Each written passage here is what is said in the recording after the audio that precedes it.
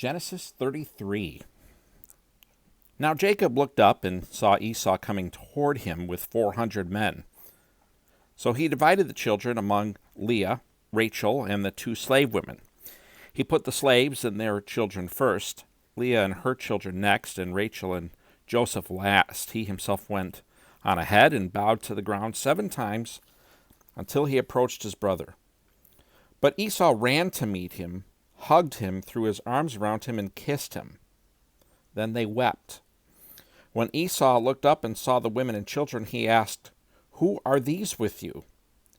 He answered, "The children God has graciously given your servant." Then the slaves and their children approached him and bowed down. Leah and her children also approached and bowed down, and then Joseph and Rachel approached and bowed down. So Esau said, "What do you mean by this whole procession I met?"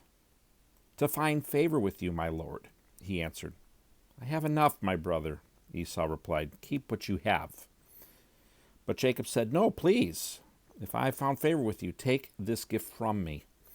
For indeed, I have seen your face, and it's like seeing God's face since you have accepted me. Please take my present that was brought to you, because God has been gracious to me, and I have everything I need." So Jacob urged him until he accepted.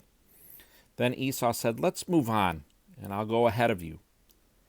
Jacob replied, "My lord knows the children are weak, and I have nursing flocks and herds. If they are driven hard for one day, the whole herd will die. Let my lord go ahead of his servant. I will continue on slowly, at a pace suited to the livestock and the children, until I come to my lord at Seir." Esau said, "Let me leave some of my people with you." But he replied, "Why do that? Please indulge me, my lord." That day Esau started on his way back to Seir. But Jacob went to Succoth. He built a house for himself and shelters for his livestock. That is why the place was called Succoth. After Jacob came from Paddan Aram, he arrived safely at Shechem in the land of Canaan and camped in front of the city. He purchased a section of the field where he had pitched his tent from the sons of Hamor, Shechem's father, for 100 pieces of silver. And he set up an altar there and called it God, the God of Israel.